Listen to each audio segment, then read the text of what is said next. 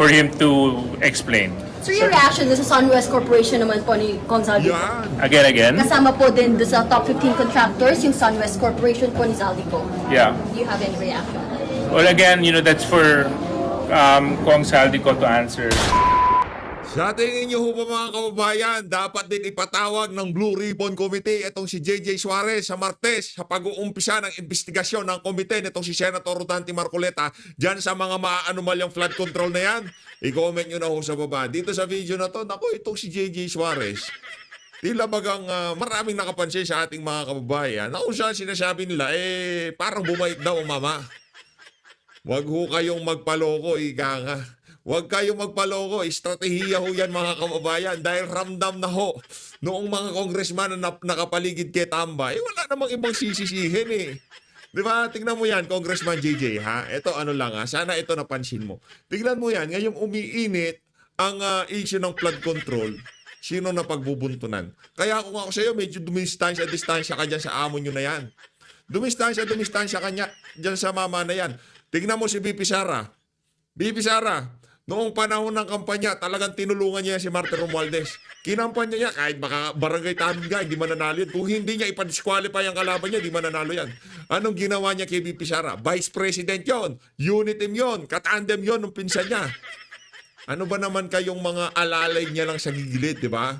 Sa tingin mo ba, Congressman JJ, kung sakaling magkagipitan, hindi kayo ilalaglag niyan? Yun ang tanong doon. Di ba?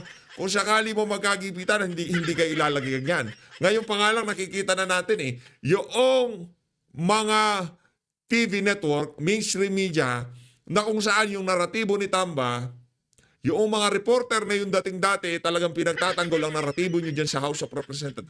Sila naman ngayon ang bumibira doon sa isa sa mga kasamahan nyong si Zaldico. Napanood mo na ba yung interview nitong si Terry Redon dito kay Karen Davila? Yung network na yon, yung naratibo nyo nung Quadcom, Tricom, Quantucom, kung anong Comcom yan, todo suporta dyan sa naratibo nyo na yan. Pero ngayon, kitang-kita nyo naman mga kababayan na binibira na nila yung mga kasamahan nung kanilang pinagtatanggol. Di ba, napakaraming issue nitong si Tamba na hindi na napag-usapan. Yung People's Initiative, Okada, ano pa? Iskandalo ng pamilya niya. Kesyo lahat na ata sila nandiyan na sa House of Representatives. Anak niya, asawa niya, siya. Di ba? Pero hindi pinag-uusapan yon. Alam niyo anong pinag-uusapan nila ngayon? Nitong mga mainstream media na to. Yung mga taong nakapaligid sa mama na yan. Kaya kung ako sa'yo, Congressman Gigi, marunong alam mong i-distansya ang sarili mo. Pagka medyo mainit na, dapat medyo lumayo-layo ka dahil may kalalagyan ka dyan sigurado. Yung mga yan, mga traidor yan. Diba? Nakita mo kung paano nila traidor itong si BP Sara. Pero kung may nalalaman ka, kung sakaling imbitahan ka dyan sa Blue Ribbon, pumunta ka. At doon ka magsalita, ika ka. Pero bago yan, isa like at subscribe. Masaya na ho tayo dyan sa mga gusto sumali sa ating community. Yung join button, nandyan lang ho sa baba. Ayun na nga mga kababayan, ito matindi ho ito. Sana itong si Senator Rodante Marcoleta, isa sa mga imbitahan niya dyan sa kanyang hearing sa Senado, itong si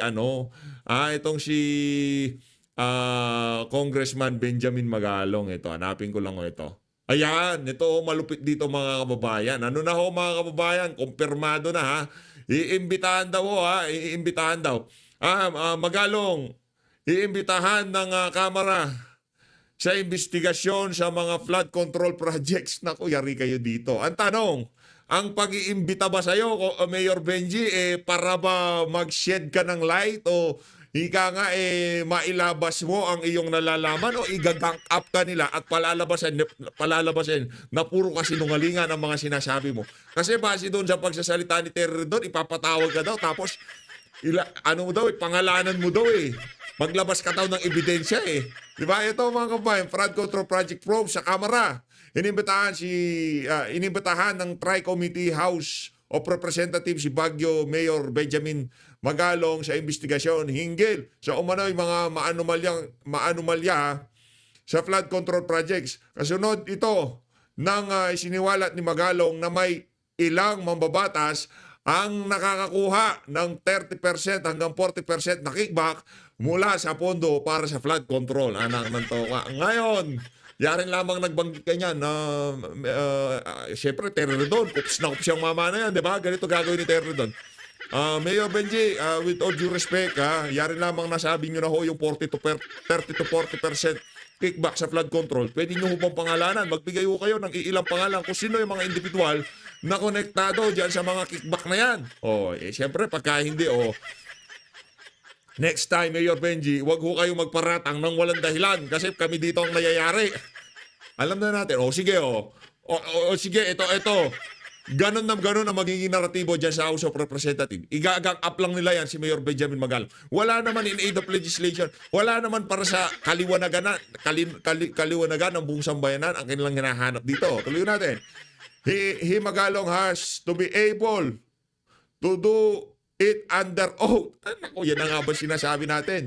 It's been more than a month and still no names was mentioned sa ad ni Bicol Saro Terredon.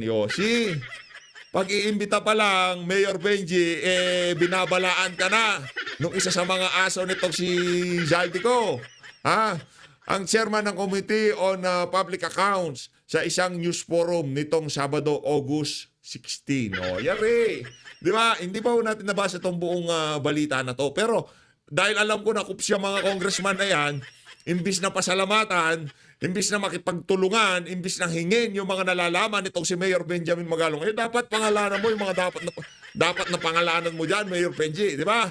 Pero kung ikaw ay ipapatawag sa Senado, doon magkakaroon ng hustisya dyan sa investigasyon na yan ng flood control. Naniniwala ho ba kayo dyan? I-comment nyo sa baba. Ayun na nga mga kababayan, dito na ho tayo kay Parlor. Dito kay Boy Hairline. Pakinggan nun natin tong si Boy Hairline. Again? Commission job po na comment ni Escudero. No comment. Brad, next time mag-wig ka. Wala na masama mag-wig. Ang dami mga congressman yan, mag-wig ka na. Para hindi kami nadidistract sa bumbunan mo kung ang kinang-kinang na yun. No comment. I mean, there's nothing really much to say, no? Siguro, what's important is there's an ongoing investigation by the Office of the President. Tingnan natin kung nasa ng mga problema at tingnan natin kung ano magiging resulta at handa naman po makiisa at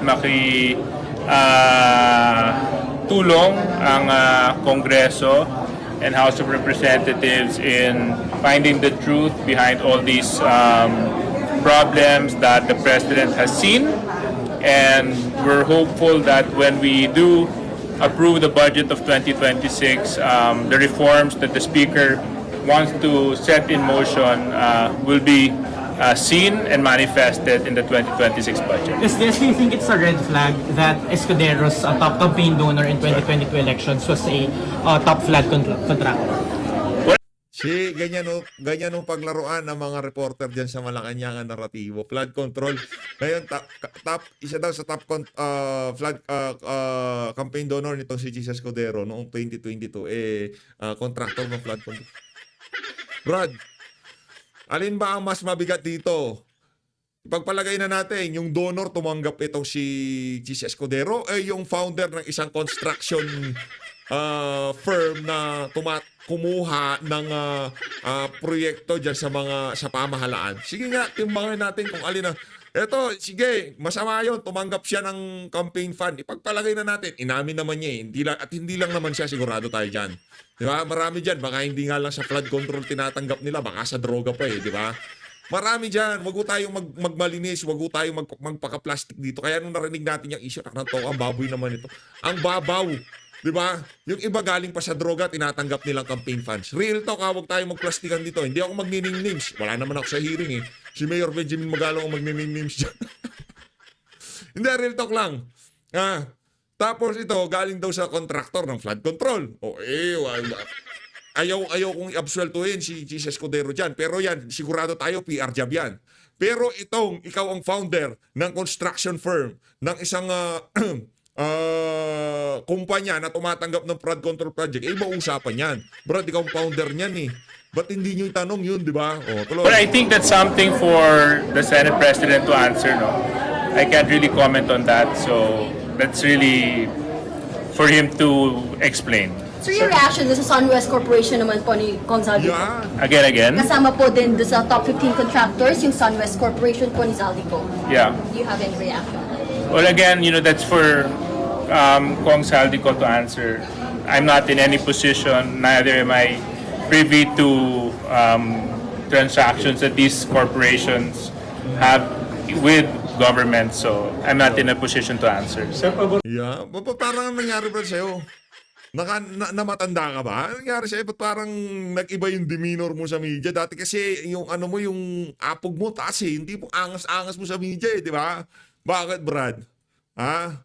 One of this day ba, meron ba kaming maririnig na itong congressman na to medyo delikado rin dito sa mga issue ng flood control? Anak ng tokwa.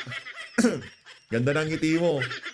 Pero ramdam ko ang pagkabagabag ng marami sa mga congressman dyan sa House of Representatives dahil dito sa usapin na to ng flood control. Kita ho natin sa kanilang pagmumuka na yung pagkabagabag, yung pagkabahala, yung talagang worry sa kanilang pagmumuka pag naririnig nila yung investigasyon, flood control, blue ribbon, anak ng toka, yan TRICOM na yan, basura yan. Papanoorin natin kung paano nila gisahin itong si Mayor Benjamin Magalong. Pero hindi ho tayo umaasa na magkakaroon ng hustisya yung bilyong ninakaw sa kaban ng sambayanan dyan sa TRICOM na yan. Kung gusto nyo talagang makita yung hustisya sa pera ng sambayanan, manood tayo sa Blue Ribbon. Yaan ho, dyan tayo manood. Pero ba kayo, independent body ang mag-investigate and is the Congress? Oh, absolutely. I think we need a third party to look into it because, baka mag-Congress kasi mag-imbestiga, sasabihin na we're investigating ourselves. So dapat talaga may third party na mag-imbestiga. Sir, marami raw kongresistang kontratista and even Magalong was saying that DS Puno saying na naniniwala siya may ebidensya si Magalong. Ano? Yeah, I think Mayor Benji Magalong should come out with a list. Kasi it's unfair naman, di ba, to come out with statements that may ganito karaming congressmen na ganito, ganyan. But you have to show who these congressmen are, right? We can't just be out there destroying the name of the institution without... Hindi na di-destroy ang pangalan ng institution. Sir, wag yung pagka binibira ang isang congressman, binibira ng institution. Hindi yung ganun yun. Tanggalin ho natin sa ating mentalidad yun. Ang problema dito, marami ho talagang gagong congressman. Pasensya na ho sa salita, ha? Linggo na linggo ngayon. Pasensya na ho sa salita. Kung meron mang sumisira sa institusyon, hindi yung mga nagpaparatak na meron ginagawang kabalbalan yung mga kasamahan nyo dyan. Ang sumisira sa inyo dyan, kayo mismo sa loob ng Kongreso. Mantakin nyo ba naman? Akap, tanggalan ng budget ang PhilHealth. Bawasan, tapyasan ng budget ng Department of Education. Sino ba sumira? Si Magalong ba gumawa nun? Doon na lang tayo sa aspeto ng budget. Doon muna tayo, huwag muna tayo pumunta sa flood control. Kasi wala naman nanakawin kung hindi mag-uumpisa sa budget. Kaya lagi tayo nag-uumpisa sa budget. Sige nga, si Magalong ba ang gumawa ng mga kababuyan na yon diyan sa budget ng Sino ang nagsabi na ministerial lang naman yung paglalagay ng amount diyan sa BICAM report? Si Magalong ba nagsabi noon? Sa huling pagkakaalala ko, yan si Stella Kimbo. At hindi mayor sa Baguio si Stella Kimbo. Ang nagsabi nun congressman. Ngayon ang tanong, sino naninira sa institusyon? Si Magalong nga ba? Yung mga nagpaparata nga ba? O yung mga mismong congressman na kumakalkal dyan sa budget na yan? Sige, sagutin mo yun. Congressman JJ. Yan lamang na medyo mabait na yung datingan mo. Syempre, magiging mabait di si PH Update sa'yo. Diba? Pero kung balahura ka ba, balahurain din kita. Ganun lang naman kasimple. Pero yung sabihin nyo, dahil itong sa ating mga kababayan, itong mga opisyal na to, nagsasabi ng ganito, nagsasabi ng ganyan, sinisiraan nilang institusyon. Yung tao, oo. Yung mga congressman, oo. Pero hindi natin pwedeng sabihin na yung mga tao doon, sila yung institusyon. Kabalbalan yun. Mamatay na kayong lahat dyan. I mean, mawala na kayong lahat sa buong mundo. Mawala na kayo. Umabot na ng isandaang taon. Yung institusyon na yan nandyan. Diba? Pero kayo, wala na kayo. Kaya huwag niyong isabihin na kayo ang institusyon. Hindi kayo. Kayo ang dumurungis. Kayo ang inupo dyan, pero hindi kayo yan.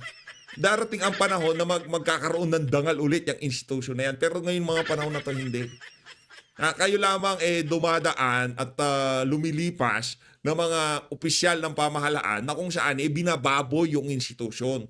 Pero hindi yung mga taong nag-aakusa sa institusyon na ganito kaya ganyan. Hindi na binabanata ng House of Representatives. Yung mga nasa loob ng House of Representatives at hindi lahat, hindi natin linalaat, ika nga.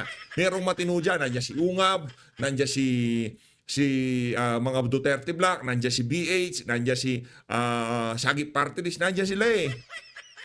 Diba? Yun ang problema natin dito. Huwag yung akuhin. Huwag yung tipong pagka sinabi nila na merong corrupt na mga congressman, kagad binabanata na yung institution. Hindi. Hindi yung ganun yun. Actual factual basis. So the challenge really for the good mayor is to name who these individuals are. Pero pagka ito, Congressman Jay, nagkaalaman, diyan sa mga hearing sa Senado, sa House of Representatives, walang kwenta yan. Lumabas yung mga iilang pangalan dyan, yung Alada Poles, anak ng Tokwa, maganda-handa kayo. Mayayari kayo sigurado. Ang sambayan ng Pilipino, anak ng Tokwa, walang aso ni Tamba dito. Lahat ng involved dito sa flood control issue na to, lahat kayo mayayari. At hindi lang, nag-uumpisa pa lang tayo, pero umpisahan natin itong pinakamalaki. Ika nga, lahat ng budget sa pamahalaan dapat imbestigahan dahil talamak ang pagnanakaw dyan. Mantakin nyo, doon na nga sa infrastrukturang nakikita na. Napakatalamak ng nakawan. Paano pa yung mga proyektong hindi nakikita? Pambihirang yan. Yung tipong mga proyekto kagaya ng mga sistema o kung yung mga consultation o yung, di ba marami ho yan eh. Yun, hindi nakikita yun. Pero ito ngang, kung doon sa mga nakikita, garapalan ng pagnanakaw, paano pa yung mga hindi nakikita? Yeah, personal knowledge po and personal knowledge about these. May mga kakilala ba kayo? Kongresistang Na kontratista?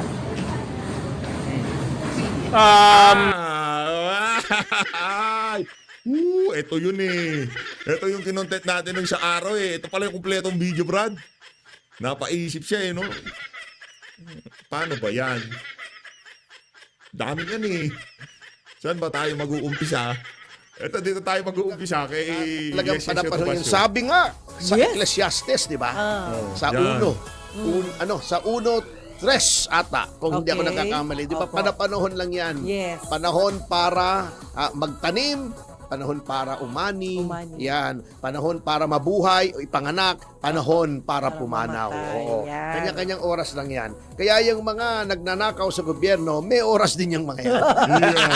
Oh my God! Para mabigyan ng hustisya, hindi ko Ayan. sinasabing para Hindi, mamatay. hindi, Ayaw natin hindi, yun. hindi. Oo, Hindi we ganun. do not wish ill ng Yes. ating mga kapwa. Yes, that's true. Maaring sila ay ating binabatikos, ngunit ayaw natin silang mapahama. Correct. Wag naman sana silang hindi natin pinapanalangin na magkaano sila, magkasakit sila o kung ano pa man. Masamang bagay ho yun, di ba? Tayo naman dito, ang Diyos na ng tadhana ang bahala sa kanila, di ba? Kung sila ay makalusot man ngayon mga panahon na to, hindi ho natutulog at hindi ho bingi, hindi bulag ang ating Diyos ng tadhana. Nakikita ho nila yung mga politikong pahirap sa sambayanan at karamihan sa mga yan, malamang sa malamang, nakakalbo na yan. Opo. Speaking of which, eto nagka-survey ang WR numero Ay, pero hindi si Suarez. Sinabi ko, nakakalbo na, hindi pa naman nakakalbo yun. Tumataas lang ang hairline. research. Ang kanilang survey. Survey? Survey. Okay. Oo. Sige lang. Yan survey test. na. Parang test pa. Kaya tawag survey Yun, test. tayo dyan. Survey. Malamig yan. Survey test. Parang, Comedian, parang survey comedian. ka. Comedian. Paborito ko yun. At ang panahon ng survey Yun. ay mula Hunyo Yun. 29 hanggang Agosto 6. Opo. Last week lang, last Opo, week. opo. At ito po, ang tanong ay kung ang halalan ay gaganapin ngayon, in between yung July Opo. at 26 at 29 pala, I'm sorry, at August 6, sinong iboboto nyo? Oh. Okay, eto ang mga lumabas. Ang sagot? Okay, number 13, umpisahan natin sa pinaka mababa. Okay. 0.1% Sino? Si Win Gatchalian. Wow. Wing Gatchalian. 0.7%. Sino? O ba, may pag-asa. Kung tumataas kasi, Opo. every 6 months tumataas ang ranking niya ng 0.1%. So sa taong 2059, Opo. mananalo na siyang presidente. 0.1 talaga. Oh, hindi, kung 0.1 ang Kung taas niya makakataas. every 6 months, Okay sa po. taong 2059, 2059, mananalo na siya. Okay. Oh, Ilan taon na ba tayo sa 2059? 2020 tayo ngayon. Medyo bata-bata pa pala tayo. Makikita pa natin magiging presidente itong si ano pangalan ito? Itong si Bonjing. si Martin Romualdez. Wow. Oh, kaya sa 2059 na siya tumakbo. 20, Wag muna sa 2028 kasi buhay hindi pa kaya ako nun? Buhay pa kaya Grabe siya naman. noon. 2059? Oo, number 11, 1%. Si Manny Pacquiao. Wow. 1.3%. Si Chis Escudero. Wow. Okay. Number 9, 1.4%.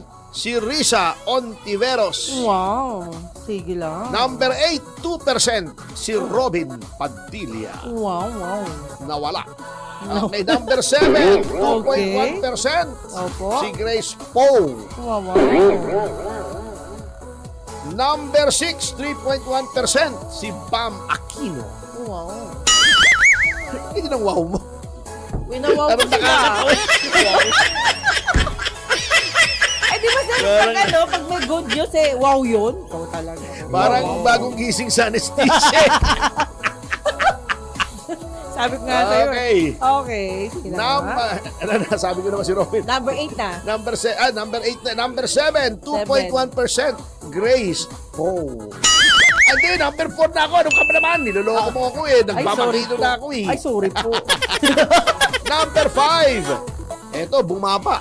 Oh. Si Sino? Senator Amy Marcos, 4.4%. Bumaba. Huwag mo doblehin. Medyo mababa. Baba talaga. Ranking Talaga. niya. Medyo Wala. bumababa. Sige na. Nagkakasala ako niyan eh. 6. Hindi talaga si Sir. Number Walang kinalaman. 4 sa 6.5% si Bongo. Yan. Yes. Yes, yan. Yes, yan. Bongo Number yan, 3, 10.3%. Ito medyo double digit na ito. Boy. Si Rafi Tulfo. Si Rafi. Yo. Si Rafi yan eh. Number 2 ba? Ito, tumaas. Hindi katulad ko. Hindi na tumaas. Sa 13.3%, si Sino? Lenny Robredo. Patay na yung patay na echo. Oo. At siyempre, number 1 and still champion. Wow. Sa 31.4%, walang iba kundi si Vice President Sara Duterte. Patay na echo. Patay na echo yan. Patay na echo. Duterte. Patay na echo.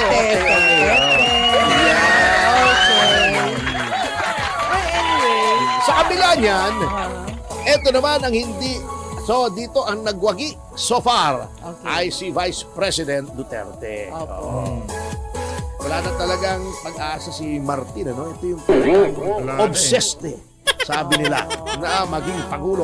0.7 lang siya. Malay mo. Sa 2059 nga, Malay mo sir, mamagic ko talaga. Uso nga magic ayun na ang nakakatakot. Ang kagulo yan pagka Oo. ganyan. Maghahalo ang balat sa Whether you like tinalupan. it or not, may magic yan. Eto, parang ito, hindi nila na magic, di ba? Eto, doble-doble, ha? Suson-suson ang... Bakit? Tumatawa ka? Eh, suson-suson, sunod-sunod! Ay, ang Hindi mo ba alam lalim ng yung Tagalog term na mo yun? sir Suson-suson. Ay, hindi ko alam No. yan. Suson-suson ang kanyang mga... ano ba yung kanyang mga pagkabigo sa buhay. Di ba, natalo? Challenge yan. Natalo bilang gobernador ng probinsya ng Cebu. Oh. Si Gwen Garcia. Ngayon naman, siya ay pinagmulta Nako, multa. ng ombudsman. Oo. Buti, Gwen. swerte pa siya, hindi siya pinagmulto. Pinagmulta lang. Multa Oo. talaga. Okay. Ito ay may kaugnayan doon sa demandang conduct prejudicial to the best interest of the service. O, tungkol doon sa pag-dredge. Ano ba yung Tagalog Ayan. yung pag-dredge? Walang Tagalog doon, ano? Pag-ukay. Yung hukay. Hinuhukay mo, inaano mo. Pagtabi-tabi. Oo, Tinangkal. basta, ganun na nga. Ganun na yun. Pag, Basta kalaykay ba? kinalaykay, hinukay, Kalaykay, oh. dinukot, ay Oo, dinukot. oo, hindi naman dinukot. Sa bagay, dudukutin mo Oo, yun. diba? O, kinalaykay, Ayan, o, ayan. hinukay. Opo, opo. Oo. Di ba? May tama kayo. Oo, di ba? Opo. Tama, oo. Tama po. Di ba may kanta noon yung sa tono ng In the Mood? Ano yan? Ha, di ba? Sige nga, sir. Sample. Ha? I'm Yung- in the mood. Hindi, yung In the Mood, tararan, tararan, tararan, tararan, di ba? In the mood. Yeah. Di ba? Di ba? Yung sinundot, kinalikot, ang puwit ni Kasbot. Ay! Grabe ha? Ayaw ko niyan. Oh, eto, Oh. ayon sa Ombudsman, Sige po. nagkaroon ng nagkaroon ng suspension to, di ba? Na ayaw niyang sundin. Sinuspend siya 6 months. Sabi niya, hindi ko susundin yan. Oh. Hinihintay ko ang payo ng aking mga abogado. Ayaw din ipatupad ni Pangulong Marcos. Di ba? Pinuna na natin yan. Opo, opo. Yan. Ito ay tungkol doon sa permit na iginawad ni Ginang Garcia nung siya ay gobernador pa sa isang kumpanyang tinatawag na Shalom Construction. Oh. May Shalom Peace. Opo. Ito, walang peace ito eh. Wala na siyang peace of mind dito. Hindi na Shalom. Ah. Oo. Okay. Upang magkaroon ng desiltation, yun nga. Parang Opo. palalalimin yung Mananga River. Opo. Oo. Ngunit, hindi pala nakakuha Ng permit. ng clearance ang panlalawigang pamahalaan ng Cebu mula sa DENR katulad ng Environmental Clearance Certificate. Yan. Ngayon, sinabi ng Ombudsman na matapos nilang suriin ang mga matibay na patotoo. Okay. Okay, sinabi niya, wala namang masamang intensyon, ngunit, hindi maaari na porket maganda intensyon mo, ay hindi ka na susunod sa batas. Ayun. Ibig sabihin, the end does not justify the means. The means, Yan. Kaya siya ay pinatawan. Dapat ang parusa ay pagkasuspinde bilang gobernador ng 1 taon. Ah. Ngunit, The end is near. Ay, paano mo sususpindihin natalo nga? natalo na. Oo, kaya ang ginawa na lamang ng Ombudsman, since hindi na maipapatupad ang pagsuspinde, siya ay pinagmulta na lamang ng 1.2 million pesos Laki din yun, ha? sa administrative charge. Conduct prejudicial to the best interest of the service. Ibig sabihin, may ginawa siya na nakapinsala sa civil service at yun ay hindi pagsunod sa batas. Mahilig naman kasi itong mga tauhan ng administrasyon na hindi sumunod sa batas, di ba? Si hindi sumusunod sa batas. Sina Boying Remulla, yang si Torre, di ba? May mga batas tayo na hindi pwedeng basta-basta arestuhin. Ginawa nila kay Hindi nila Pangulong sinunod. Duterte. Si Dilima, yung TRO, hindi sinusunod. Si Pangulong Marcos, hindi sinusunod yung order ng Ombudsman, ay suspindi si Garcia. Ayan. Follow the leader. Yung pala ay Nangyari. may kasalanan pala. Paano yan? Oh. Di kamote. Kamote. Yun ang mabigat. Kasama ulalo. Ayan, ang accountability ninyo, di ba? Ngayon, wala akong naririnig sa mga kaalyado ng pamahalaan, di ba? Sigaw action, sila ng no sigaw, reaction. dapat may accountability. Ayan, one of your people was held to account for her sins. Oo nga. Meron ba ako naririnig na pagpupuri sa ombudsman? Wala! Basta sila ang epektado, No reaction. dead Madela. Dead ma. Pagka si Vice President, ang ingay nila. Dapat daw gawing accountable, etc. Ito, ginawa nang accountable yung isang tao ninyo. O wala ba akong papuring narinig diyan? Wala eh. Ito ang dapat papurian. That's a Manang problem. Jubes, ha? Opo, sir. Ito. Opo.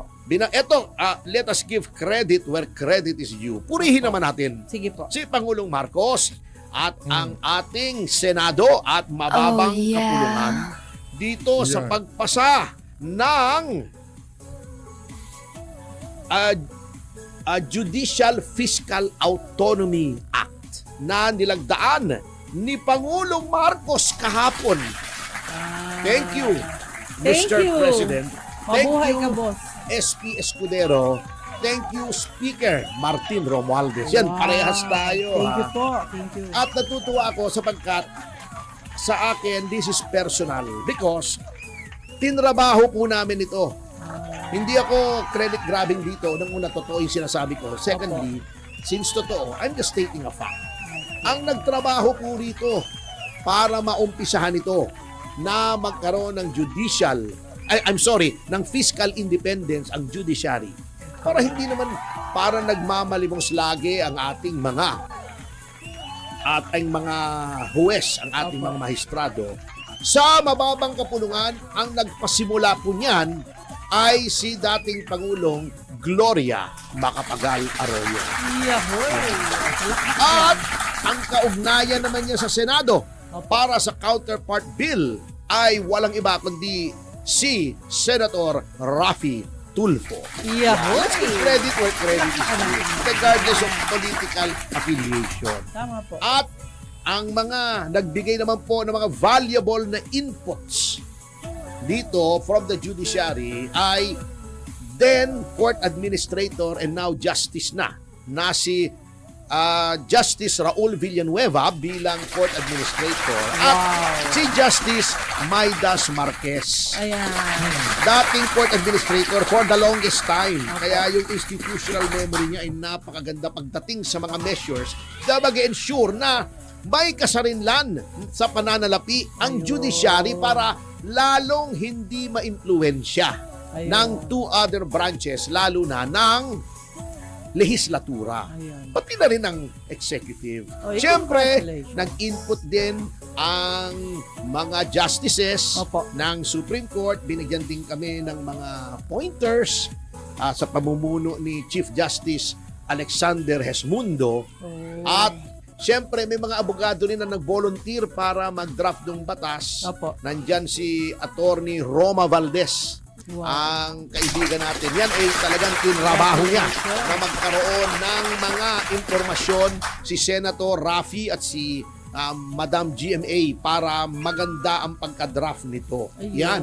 Galing. At itong Judiciary Fiscal Autonomy Act Opo. ay nagpapatibay sa mga sinasaad sa ating saligang batas na ang hudikatura ay dapat magkaroon ng fiscal independence.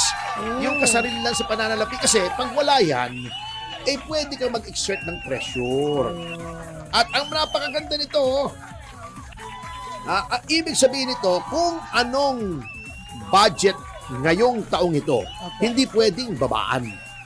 Hindi mo pwedeng ibaba the next year. Pwede mong taasan at dapat naman taasan. Pero hindi pwedeng bawasan.